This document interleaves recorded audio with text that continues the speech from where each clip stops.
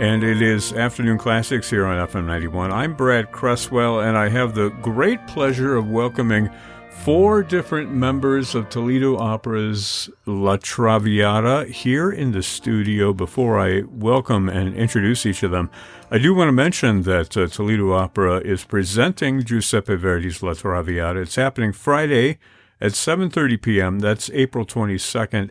Also Sunday afternoon, April 24th at 2 p.m., all those performances at the Valentine Theatre in downtown Toledo. This is the first time in 10 years that actually La Traviata has been performed at Toledo Opera, and it's a wonderful, wonderful way to celebrate the joy and the magic of the human voice in opera, as well to celebrate kind of the emergence from the pandemic that's been going on over the past couple of years. Now, to my guests who are here in the studio are Violetta for La Traviata. That would be Kathryn Lewek. Welcome, Kathryn. Thanks for having me back. Glad to have you, as well as Zach Borichevsky, who is your Alfredo, your love interest on stage, also off stage, but we'll talk about that a little bit more. Welcome, Zach. That's me. Nice to be here. We also have the baritone, Malcolm MacKenzie, who's performing the role of Germont. Now, you are Zach's father in this opera. Welcome to you as well. Indeed, thank you. We also have the esteemed conductor, Joseph Colaneri, who is conducting this wonderful opera, La Traviata. Welcome to you. Thank you, Brad. Okay, is there anybody else I need to welcome? I think I've welcomed everybody into the studio today. So we're going to talk about La Traviata. First, I want to point out, Katie, that this is your first Violetta, yeah? Indeed. What drove you to conquer this role? Oh, my goodness. This has been a long time in the making. There have been a number of times in my career that people have approached me about singing this role, and it's kind of interesting because I turned 5 of them down before I took this one for various reasons. You know, it was just kind of something that was a little off about each of the opportunities. And I felt like with this role especially, because it's just been a dream role of mine ever since I became a soprano, which was actually not that long ago, but that's a different story. I have been singing so much Queen of the Night, and it's such a departure from this role is such a departure from singing Queen all the time. I needed to conquer this role at a place that I felt safe, at a place that I feel surrounded by support, and in a traditional way. That was also an important thing to me. So I'm excited that I'm working with Maestro Colaneri, who I worked with at Glimmerglass a number of years ago. So I know that he's giving me a foundation with this role it's a very important thing. You know, you don't want to, I've done other role debuts where the production or the thought towards it is a little avant-garde, and there's a place and a time for that, of course, but for my first Violetta, I really wanted a place of tradition. Yeah, well, you found it in Toledo. You found a lot of things in Toledo, including your husband, Zach Borichevsky, who is singing opposite you in this opera. I wonder if for, old time's sake, you can just recount your getting together here in Toledo and, a few operas and a couple of kids later, here we are. Indeed. So the last time that we sang an opera together on stage was, in fact, 2015 here in Toledo. We sang Lucia di Lammermoor together. Yeah. And that happened to be the time that we fell in love. Because just so happens. We had met each other a couple of years before, but we never really... in Verona, the city of love. It's true, but we only talked here and there. But when we did this production of Lucia together, we fell in love, and lo and behold, just a few short years later, along came marriage and 2 kids, and no operas sung together. And that whole time, we've sung a couple of recitals together, we've sung a few concerts together, no operas until this very production of La Traviata. We were supposed to do 2... Rigolettos together. We were both making our double debuts. Speaking of the pandemic. He was singing Duke, I was singing Gilda, and both of them were canceled. It was at the very beginning of the pandemic, so that was a major disappointment. I remember we talked about some of this in the Zoom interview that we did a while back when you came and sang the gala, right, for Toledo Opera. So, we've had the pleasure of hearing you both sing and having you here on the stage, even though that one performance was canceled from the pandemic. It's great to have you both back. Now, Malcolm, have you sung at Toledo Opera before, or have you been here before? No, this is my first time. I'm enjoying myself, and also, as I always do with Traviata, it's one of my favorite roles to perform. So it's a pleasure all around. Now, tell me a little bit of where you're from, what your background is. I'm a Californian. I'm from California. I'm actually a fourth-generation Californian, so I'm pretty ensconced. You said that like it was a bad thing. No, I love where I'm from. I do tend to sing more in the West because I've also got children, although they're now grown and gone, so maybe I'll be out here more. But it's my first time at Toledo Opera. I'm looking forward to it. Like I say, it's your first time in Toledo. My first time in Toledo, actually. Yeah. Well, be warned. This is a city of love, so I should have had my wife come with me there. Yeah. Venice is, pales in comparison next to Toledo. Well, let's check in with you, Maestro Colaneri. We've sort of saved you for the end. Mm-hmm. You've been here before. I want to welcome you back. Actually, I have not. You have not? Okay. This is my debut at Toledo. I must have you mixed up with somebody else. I don't know, but it's my first visit. Yeah. Okay. Yeah. Well, now people won't forget that it's your first visit. Fantastic. Definitely. We know that I won't forget after this. So you're making your debut, but you've conducted this opera before, obviously. Many, many times. Yeah. I've been around the block with Traviata about 200 times, I would say. Wow. Yeah. Well, then it's a good pairing between you and Kathryn Lewek. Her learning and starting this role and trusting it to you, her first interpretation of it. I mean, what is that responsibility like? What is that dynamic like between the two of you? Wow. Well, it's because we already have a little history with Candide at the Glimmerglass Festival a couple of years ago. So we have a kind of established working relationship, which I think is really great. And then I was very excited when I was asked to come here to do this, and it was going to be Katie's first one.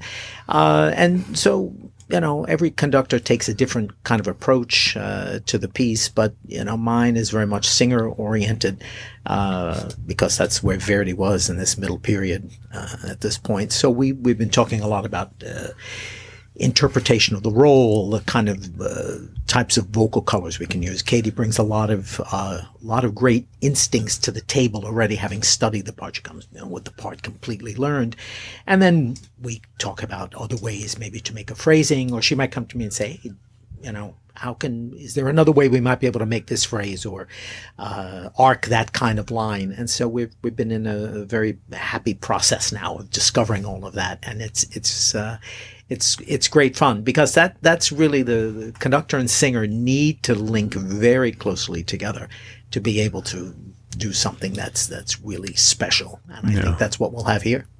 Now, I've got a recording, Katie, of you singing the showpiece, the show-stopping aria Sempre Libera, which, is really a tour de force for any soprano to sing. I wonder if you could, because I want to listen to this so we can get in the Traviata frame of mind.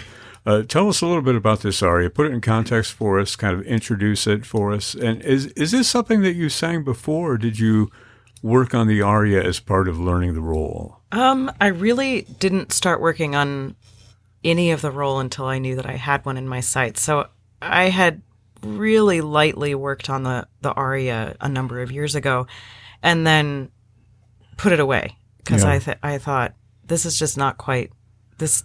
That's not where I am yet.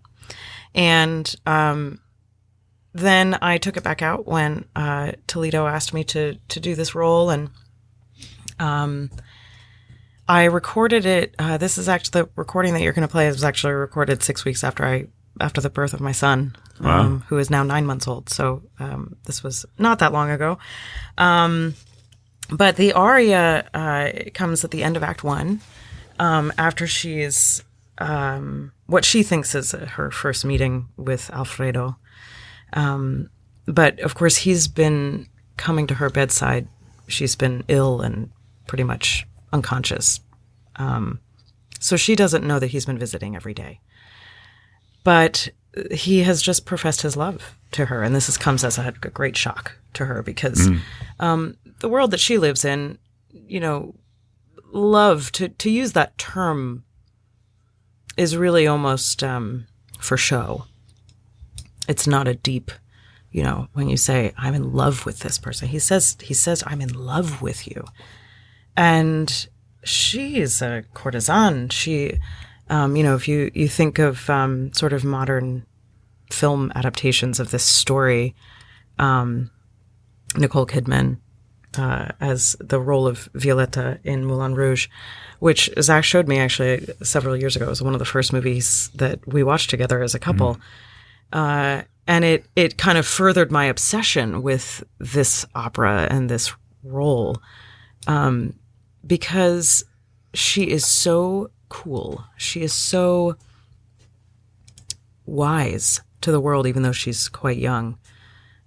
Because it's her job to be that way. These women were known for their wit and their knowledge of the goings on of society, and men would want to have different kinds of conversations with these women than they would with their wives or their sisters or their mothers. So these women were expected to be able to speak with men as equals, which is a very different thing than now. Of course, that's how we all are now. But so Alfredo has professed his actual love to her, and I think it kind of takes her aback. She's like, well, that's new. Nobody's ever said that to me.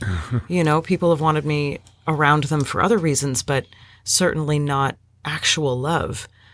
And of course, she also knows that she's gravely ill. So it kind of comes at this not so opportune time. It's sort of like, I always feel like, well, couldn't you have shown up 10 years ago? That would have been better. Well, maybe not 10 years, but. So he's professed his love, and she has this very contemplative moment before Sempre Libera, where she says, is this the thing that I've been waiting for all my life? I didn't even really know that I was waiting for this, but suddenly it seems like the most important thing. And then right before Sempre Libera, she says, oh, forget it. Nope. Like, full stop. That's not what life is about. That's not what my life is about. It's all, it's folly. It's, we live for pleasure. That's what we just have to do. Yeah. We should say, Sempre Libera is Italian, obviously, but it translates as always free. Always free. And, Toledo Opera did a really interesting talk about La Traviata, and one of the issues that they addressed, which I thought was really interesting, was how, you couldn't profess your love in the way that we do nowadays because of social mores and what have you. You were restricted by that.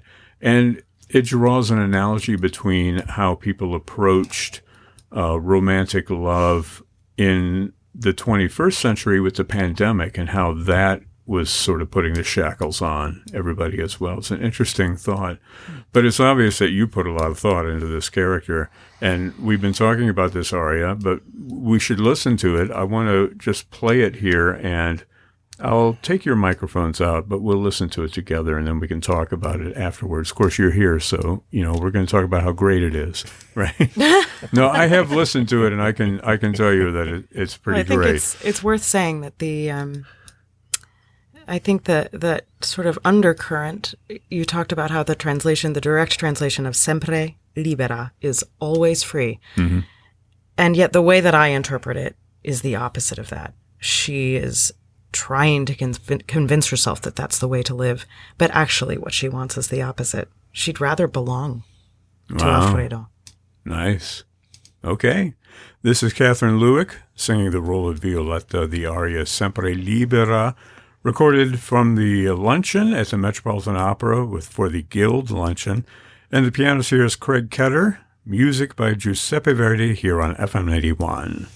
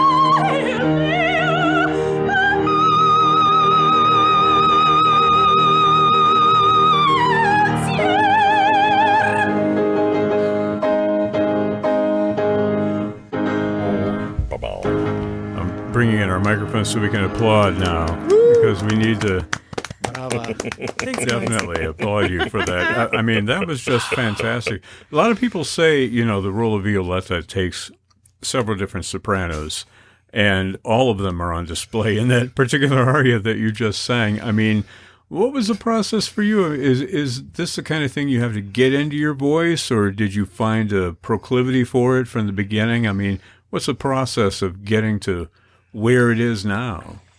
Well, like I said, I have been singing a lot of Queen and also a lot of just my career thus far, although I've done some Italian repertoire, has been heavily Mozart and Handel oriented, which I adore. I adore singing Handel, and I mean, Mozart is my boyfriend. I love him.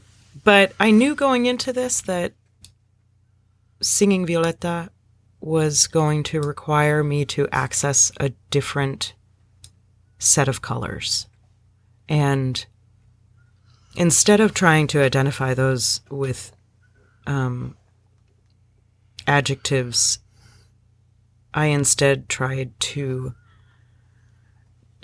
link it more towards what she was feeling and what she was going through. So what I've been trying to find is a more vulnerable sound than I would use with Queen of the Night. a more honest sound, a more genuine sound.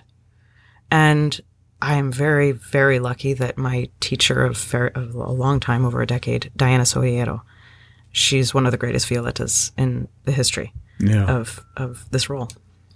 She sang, I think, nearly 400 of them in her career. So she knows a lot about this role. And I had 3 very, very long, in-depth work sessions with her for each of the acts. And of course, it's interesting because you said that this, it almost requires 2 different or several different types of sopranos. And actually, Maestro and I were talking about that the other day. That especially like this, the first act really kind of is, that's kind of my wheelhouse, the coloratura stuff that you just heard. That's the stuff I'm used to doing. When you get to Act 2, the Ama mi Alfredo moment, which personally for me feels like climbing Everest. The weight of the voice has to change. The breath support has to change.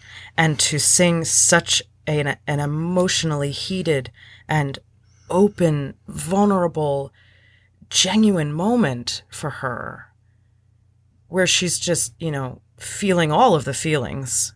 We say to our 3.5-year-old now, like, you're having a lot of big feelings. Violetta's having a lot of big feelings in this moment. And to sing it straight at my actual, the love of my life, to sing it to his face, I still haven't quite, even in the rehearsal process, found the emotional strength to really dive into that with complete openness and acceptance. Yeah. So that's going to be my job this week. It's Monday. We got 4 days left. Right. But the emotional journey that you have talked about and traced, as far as Violetta really having these feelings of love from the very beginning, and it puts Sempre Libera in a new light, but it also puts everything else that you sing in a new light, and culminating, like in the duet material that you have. I think it's really interesting, and so much of that comes through, I think, in what you're talking about, and certainly it'll come through in your singing. Now, Maestro, are you and Katie sort of on the same page with all of this as far as her interpretation goes? Oh, yeah, absolutely. And you're so right about the 2 different voices of Violetta, because the first act really is the lyric coloratura writing.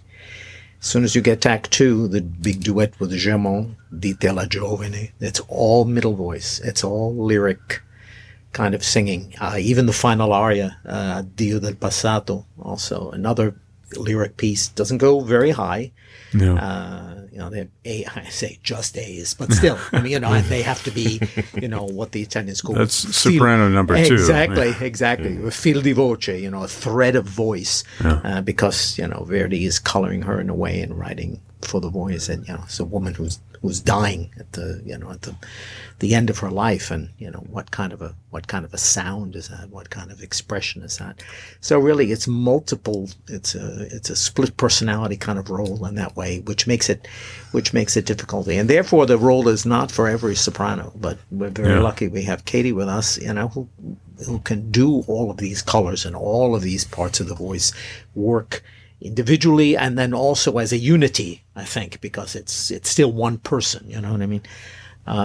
And that's a very special thing. But it's a very, very special role of Verdi for sure. Yeah, and Toledo audiences, get the benefit of seeing you do this for the first time.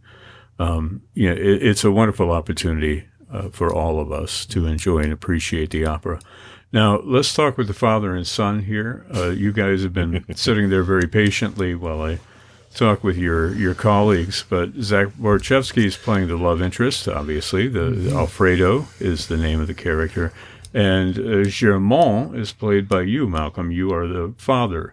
And you sort of represent, society. You represent everything that gets in their way. But there's still something there, Can you talk a little bit about your feelings about this role and this character, because this is somebody you've done before. You've sung this role before, so you, I'm sure, have formulated some thoughts and ideas about where he's coming from. Yeah, I think actually this is, my most performed role. I think I've figured that out in the last couple of weeks. I'm trying to remember, but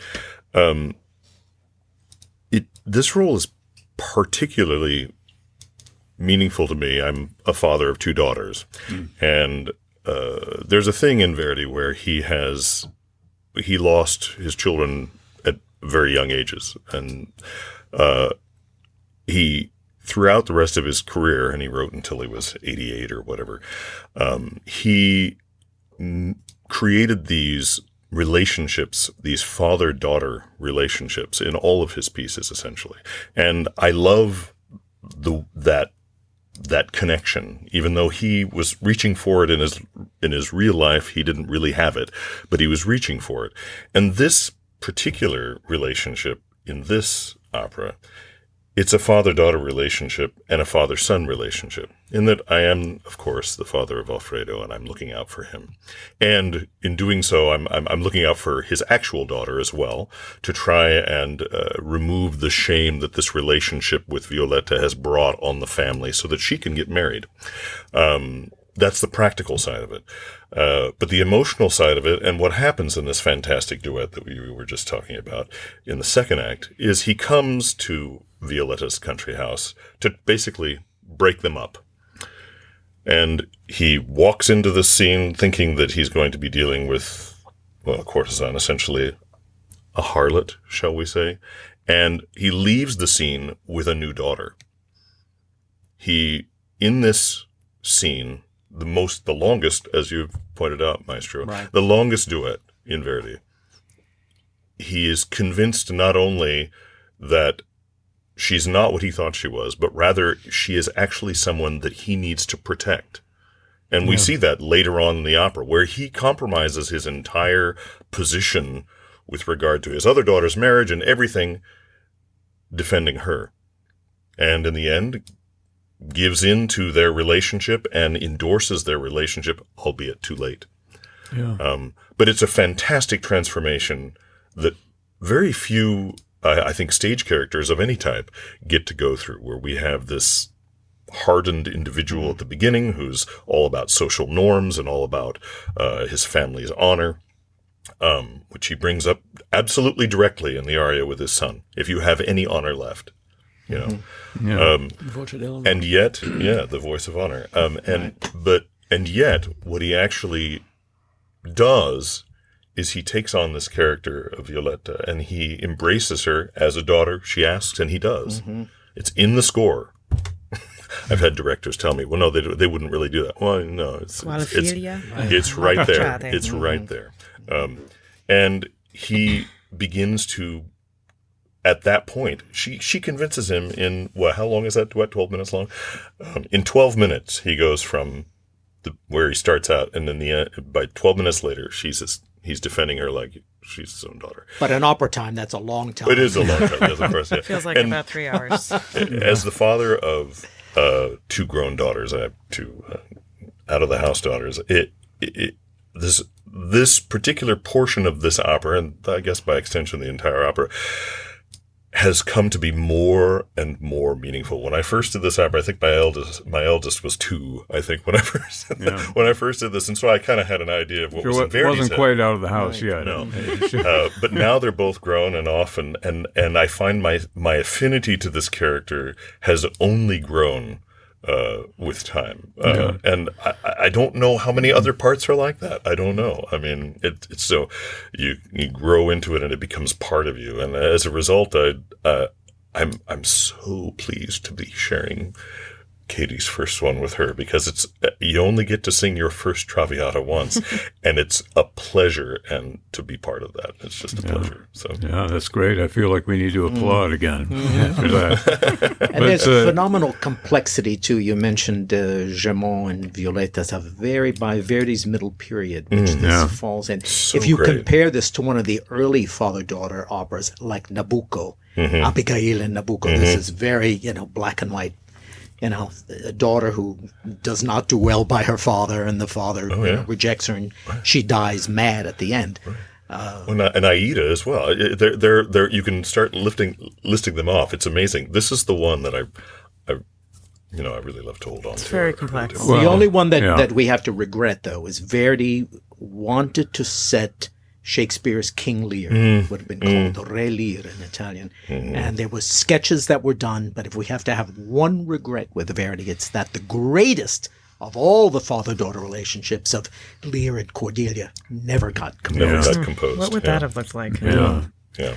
Well, everything that we've said thus far speaks to the fact that it's such a rich drama, so much going on psychologically, but all of it so beautifully represented in the music as well. And, that's why it's still around 150 plus years later. But really watching this opera, even in Italian with the super titles, I mean, you're gripped by the whole drama of the thing. And you also have the benefit of listening to these lovely melodies, many of which belong not only to you two, but also to Zach, who hasn't really had a chance to talk yet. I want to hand the floor over to you, Zach, a little bit and hear about your character. But I'm also curious for you to talk more about, the fact that the two of you have gone off to perform an opera together in the same city, in the same place.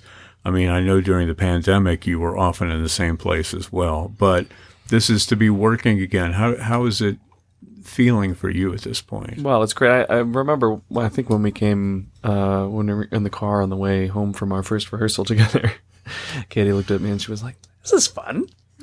Remember this? We used to do this all the time." Yeah. That's where we fell in love, was in the car. Yes, It's actually more than at rehearsals, it was in the car. Okay, well, I want to hear this story. No.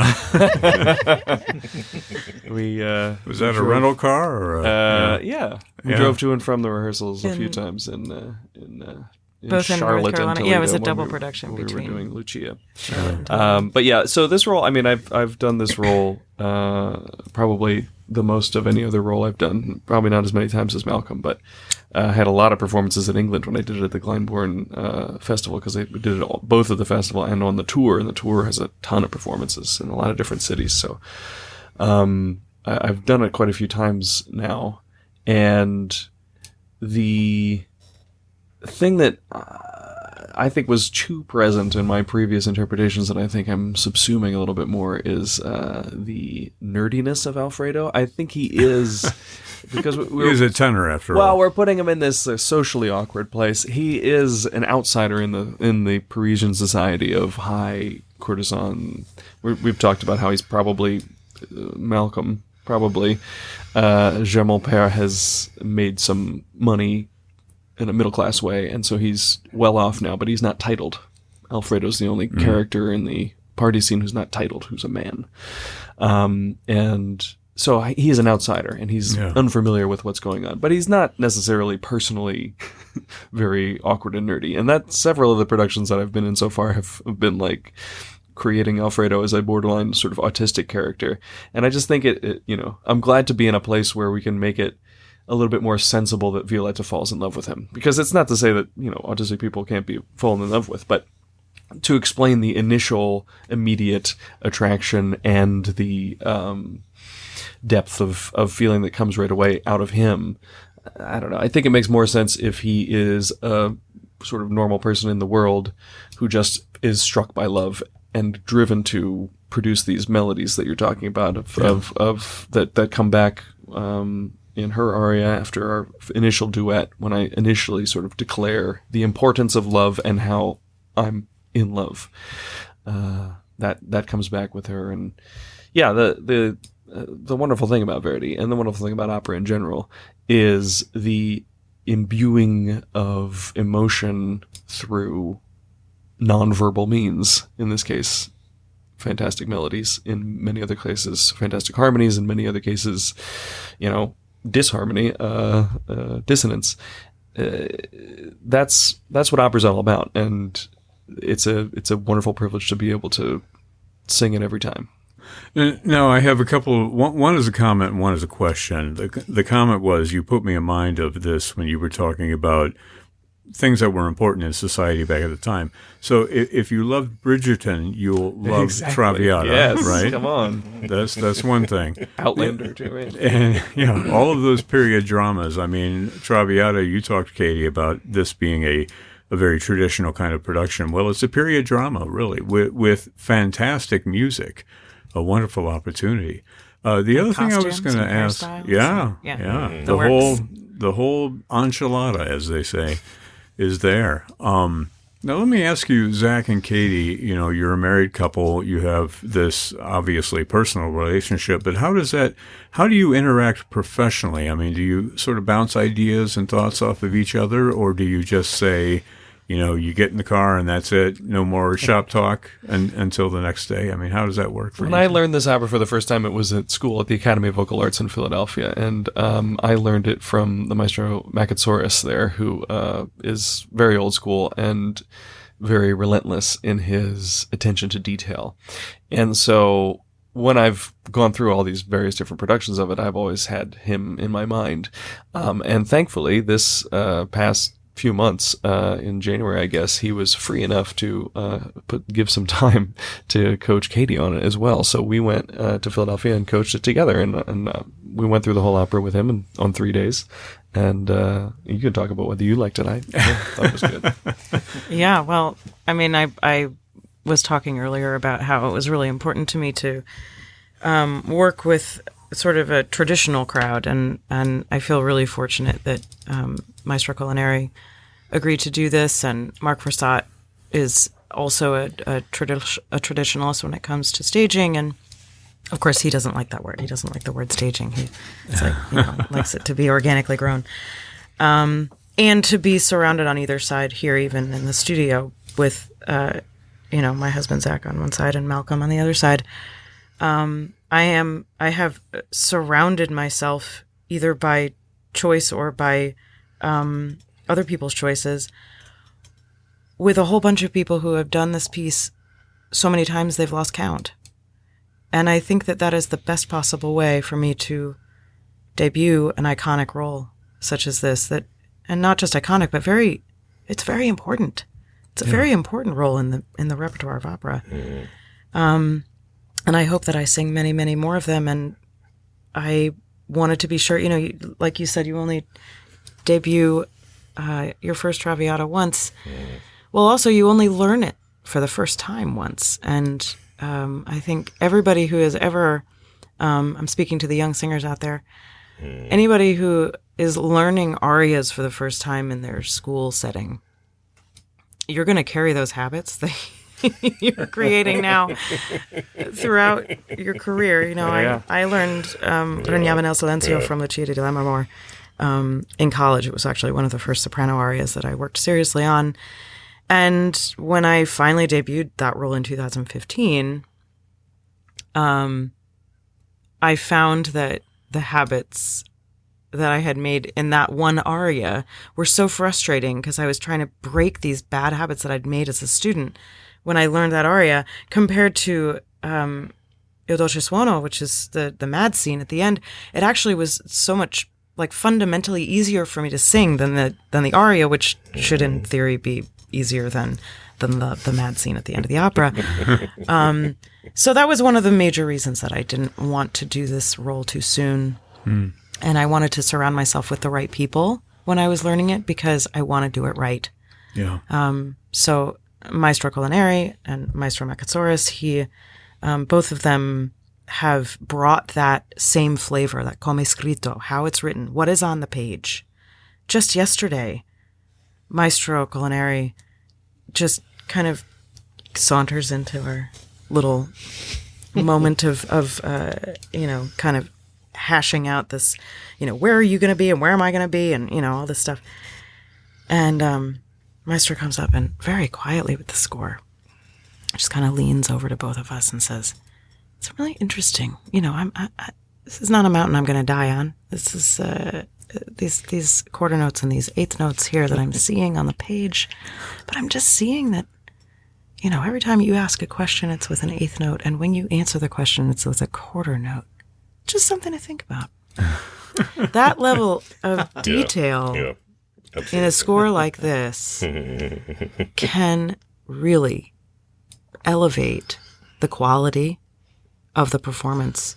And I'm just so, so, so lucky to be surrounded by people who will remind me of those things and point those things out, because it will make a big difference. That's the number one thing I took away from my education at AVA, I think, and also at Yale. It's just the idea that when you pay that level of attention to the score, it does get better, because you can learn in an academic setting that all the dates are important, all the notes, all the note values, all the rhythms are important, and okay, but like I'll mess it up.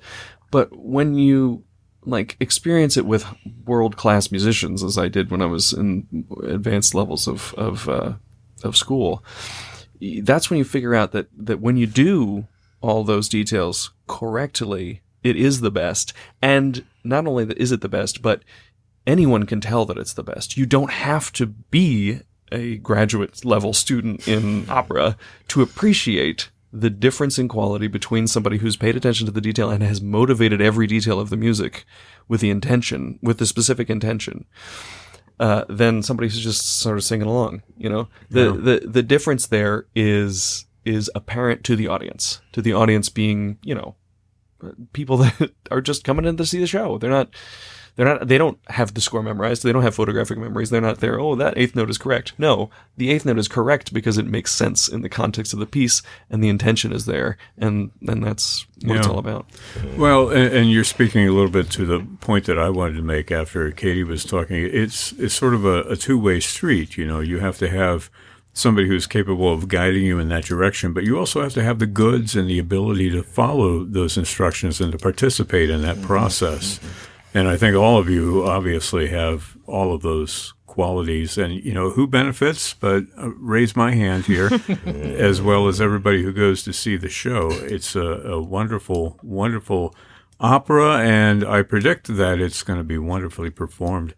I should mention this is happening at the Valentine Theatre in downtown Toledo. It's Friday, 7:30 p.m., also Sunday afternoon at 2 p.m., and you can get tickets at toledoopera.org, or you can call it. Let's do an experiment, see if I remember the phone number right. It's 419-255-SING, right? Yeah, I'm getting a thumbs up from your publicity person in the corner. 419-255-SING. I don't know what the digits are for sing, so I'm just going to say sing. And speaking of singing, when you were sort of imitating Maestro Colaneri, I was getting flashbacks of working with him many, many, many, many years ago with the New York City Opera on tour. Yeah. Absolutely, right. And we did Carmen. We actually sang Carmen in the University Musical Society up in Ann Arbor, That's which right.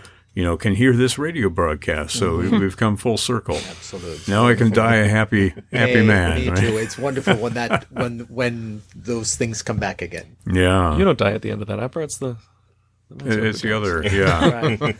The soprano. We don't want to jinx anything, though. Although you die in this opera, too. So, True, yeah. true. And I wanted Spoiler, to, because my husband didn't answer the question, I wanted to answer the question. When we get in the car, no, we don't leave it behind. We're talking about it all the way home. He's giving me notes. We're tossing stuff back and forth. But then it does have to end as soon as we walk into the house, because we have a 3.5-year-old and a 9-month-old, and so it becomes all about the kids as soon as we go home. Well, I was going to tell the story about how we went through it, and I tried to play the piano for you several times at our home studio, Which I very much appreciated. which was a disaster. But. And he also sang Malcolm's part in the. Yes, I did sing your He tried on duet his a baritone lot. pants. Wow. Yeah. To get myself back up to tenor range. That's great when you can interact like that and get the roles prepared together. I feel really fortunate that I had him as my in-home coach for many, many months. Actually, I have to say, over a year, I was working on this role, and overstating it. Yeah. it was very useful. Before I let you go, I just want to do a shout out to Mark Verzat, because we haven't talked about him very much, but he's the director of the show. Have you all worked with Mark before? Because he's just a fantastic director. Mark was my professor at Yale. Okay. I have worked on my very first fully staged opera with orchestra with him, La Boheme. We did Fledermaus as well, but he was also the acting coach there, so we had acting sessions every week, and I really admire what he brings to the stage, because he himself has started straight acting recently. He's doing a lot of sort of Shakespeare and other straight theater plays, and he brings a real sort of theatrical sensibility. But he knows opera so well. Like he's known. He knows the score at least as well as any of us. He has it all memorized. He doesn't talk about attention to detail. Yeah, he doesn't look at it. Yeah. He's got it all in his brain, and that's what helps. I mean, I've worked with lots of opera directors who are doing it for the first time or come from straight theater or whatever. But he comes from straight theater, but appreciates that opera directing is by nature a different art form, because you can't do the same stuff you can do in straight theater. At the same time, you can bring the sensibility of acting and those are also important things to bring, but there are elements that you have to consider in opera that you don't have to consider as much in straight theater, and he's cognizant of that, and he's really great to work with for that reason. And he understands too that in the straight theater, you're presented with a text. It can be delivered at any pitch of voice. It can be delivered virtually at any speed. And of course, these are things that the composer has already determined for us. Here's the speed has to fall in the tempo in this parameter. These voices sing these lines in this color, and so there's you have a limitations there. And when the director understands that well, he can then open new doors, which I think Mark is doing so beautifully. Yeah. This is my first time working with Mark, but I find him to be just the absolute perfect combination of director in charge. This is what I want. This is what I want to see, and also being so open to the interpretation that the artists bring to it. Collaborative. Yeah. It's really, really lovely to work with It's him. a wonderful thing to work with a director on a piece that you think you know inside out, and then he finds something new for you. You learn things. Well, it sounds like that's something that Mark Verzat and your maestro, Joseph Colaneri, have in common, and that they not only support you, but they also introduce you to new and exciting things. And with Verdi, we have the great musical operatic gift. And I would be remiss if I didn't mention a great quote by the Italian poet Gabriele D'Annunzio, who wrote a sort of a paean when Verdi died, and a wonderful long sort of poem on the loss that Italian culture was facing, and he ended it with a line, something to the effect of "Pianse ed amò per tutti." He wept and he loved for us all. Yeah. And that, to me, that's Verdi in a sentence. Well, I think this performance will be definitely a testament to the genius of Giuseppe Verdi. The opera is La Traviata. It's happening Friday at 7:30 p.m., Sunday afternoon at 2 p.m. at the Valentine Theatre. This is April 22nd and 24th. You can find more information on our website. That is at toledoopera.org, or call the box office, 419-255-SING, easy to remember. We've been talking today with 3 cast members and the conductor of the opera.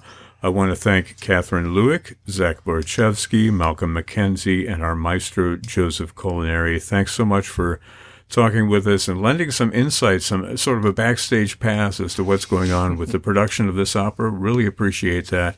And looking forward to seeing you on the stage at the Valentine. So are we. Can't wait.